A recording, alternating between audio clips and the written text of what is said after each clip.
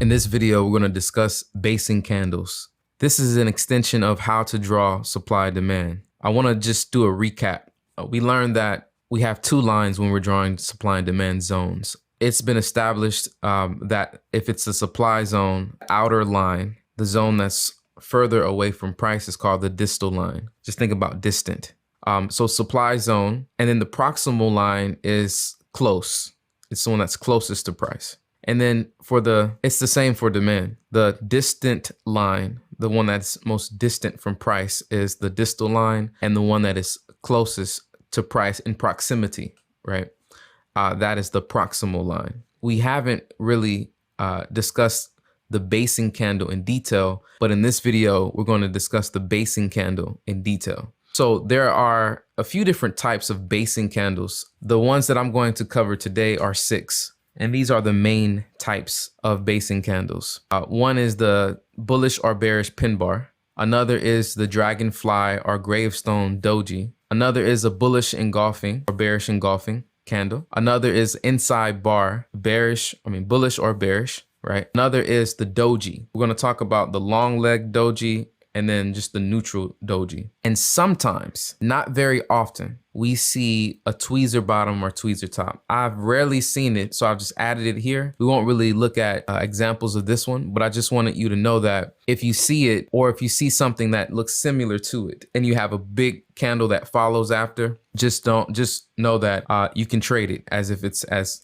supply and demand. So first off, we're going to talk about the pin bar. So how do we draw proximal line and the distal line when it comes to the pin bar? So the bullish pin bar, we're going to draw it at the close of the candle. The distal line, we're going to draw it at the close of the wick. It's either, if there's a top wick, we'll draw it at the top of that wick. If not, we'll draw it at the closing price. So if we see, here's an example. This is an example. I believe this is US 30. Yes, US 30. So you see this bullish pin bar here. We draw the distal line at the close of the wick, the proximal line at the close of the top wick. When price came back here, it blasted up. All right. Now the bearish pin bar is going to be the same. The top wick will be the distal line for supply, and the bottom wick or the body. Okay. If there's a wick, we're going to draw it to the wick. If there's no wick and it's just a body of the candle, the close, we're going to just place it at the closing price. An example here, we have supply zone. The bearish pin bar is here. So the bearish pin bar has a wick. So we drew the proximal line at the wick of the bearish pin bar and the distal line at the wick at the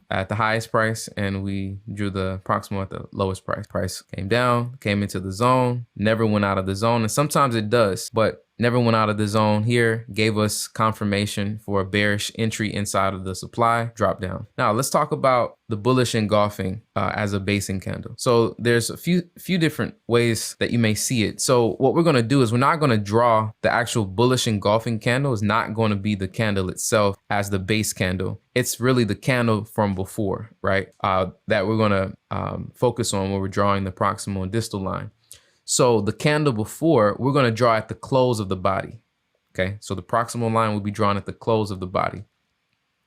And then for the distal line, we're going to choose the wick. It's either going to be the wick of the previous candle or the wick of the bullish engulfing. Whichever one is longer, we're going to choose that one. Okay, so if you look at, if you see this example here, bullish engulfing candle here, the candle before, we draw the demand proximal line at the close of the body. And then the distal line, we bring it down to the close of the wick. I'm sorry, not the close of the wick. We bring it down to the wick, which is the lowest price here. Okay. So the wick of the bullish engulfing is lower than the previous candle. So we take it down to the wick of the bullish engulfing. Price blasts up, breaking this prior resistance right here to let us know that this is a this is going to be a demand zone that's forming, and price slowly comes back down, and people that are looking for a break of structure, they're thinking that we're going to a downtrend or start to sell. Price comes back into demand and boom, goes up into a buy. All right, now same for the bearish engulfing. For the bearish engulfing, we are going to, again, the candle before the bearish engulfing candle, we're going to draw the proximal line at the close of the body, at the closing price. And we're going to draw the distal line is going to be either the wick of this candle or the wick of that candle, whichever one is longer, right? So here's an example. Here we have a bearish engulfing and we have a candle here. So we put the proximal line at the closing price of that candle, the previous candle. And we place the distal line at the highest price, right? At the wick or the shadow of that previous candle, okay? So then price drops. And if you see this, some people may be looking at this as a break of structure and they get into a buy and they're trying to hold, and inside bar forms here and boom, drops. It will continue to melt, okay? All right. So now on to the doji. So the dojis are very popular. So you have what is called the neutral doji, which is, it looks like this. It's a tighter doji. Still doesn't really, still communicates indecision because there's not much of a body. But then you have the long leg doji where price went down. This is the lowest price. It's pretty far from the opening price, and price went up. This is the highest price that price went up to, pretty far from the opening price, but then eventually closed, right? The opening price and closing price is the same. So this is still indecision. No one was able to take control here. But so we'll see both of these happening, right? So this is a great candle to look for. And when we see a sign of this, if you think about the law of supply and demand, right? The equilibrium, supply and demand is the same here, right? Supply and demand is the same here, right? No one took it. And then if we see a massive candle after this, in either direction, this is letting us know where, if it's more demand or if it's more supply, right? If it's more aggressive buying or aggressive selling. So this is a great candle, a great sign, an indication of supply and demand zones for us. So if you look here, price kind of went sideways a little bit, and there's a doji here. Okay, there's a doji candle here. So proximal line at the wick, distal line at the wick, boom, blasted up to let us know. See, supply and demand was pretty stagnant, pretty equal here. Okay, now we know with this aggressive move to the upside that aggressive buyers are there. And again, they will not, in the majority of cases, they're trying to buy at a good price. So this is their footprint. So they come back here, they have limit orders here. If anybody was selling, that momentum was consumed, right?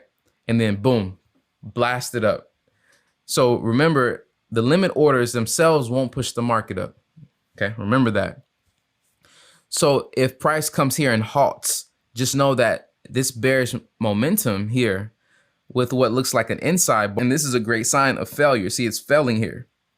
It's a great sign to say that most likely it's not enough sell pressure to break that demand zone. So on the lower time frame, I'm sure we had like a break of structure here and to show us a move to the upside. But here, this long leg doji, which this doji, this bullish candle here, this is all signs here to say that there's not enough sell pressure to break this zone. So this is a strong enough zone for us to potentially trade to the upside. So we should be in this. We should be in this. When we go to the lower time frame, there's all kind of things on the lower time frame I can see from the wicks that would show us a break of structure on the 15-minute, probably even the 30-minute. And then that break of structure is our sign for entry, and we would blast up. So you haven't gotten to the section on the system, but we will learn that those types of the break of structure on the smaller time frame is going to give us our last confirmation and confidence to trade the trade. But yes, this is the doji. Just think about supply and demand. There's equilibrium, and then the aggressive buyers show their hand. That's what we're looking for. Here's another example. GBP USD. I've tried to place the pairs here. Euro USD here, 4 hour. GBP USD here, rally, base. That doji is the base. It stayed here for 4 hours, right? Indecision. Boom, This is 8 hours here, right here. 8 hours of aggressive buying. Only aggressive buyers with big money can do this. So they left their footprint. Now, some people will see this and they see this momentum. Oh, this is a triple top. Oh, we're selling. They're trying to hold. Boom, went in the other direction. Okay, so this is our sign. This is what we're looking for those supply and demand zones. All right, so another candle is the Dragonfly Doji and the Gravestone Doji, where the opening price and the closing price are at the tip.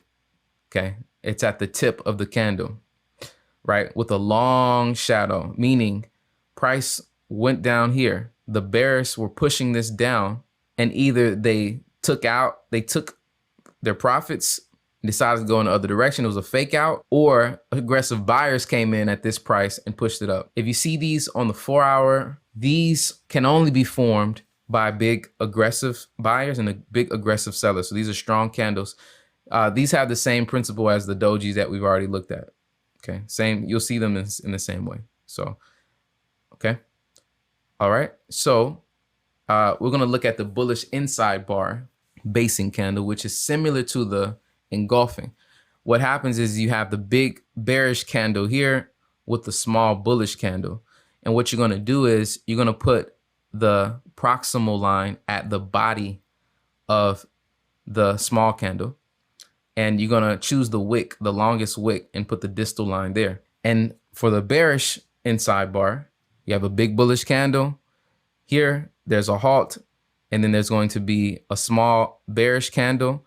And again, and you're gonna put the proximal line at the base, at the closing price of the candle, and the distal line will go on the wick that is longest here. So here's an example. So bullish candle, smaller bearish candle on the inside. Proximal line goes at the closing price of that candle. Distal line goes at the wick. That's our supply zone. Price drops. Somebody said this was a double bottom. They may have bought. And if they continue to hold, boom, we drop back down at the supply, and price off. You can see over there, it kept going. This is AUD USD. Now the tweezer bottom and tweezer top candles, sometimes you'll see them. It's rare, but sometimes you'll see them. And normally I'll use the bodies of the candles for these. So please put your comments and questions in the section below. See you in the next video.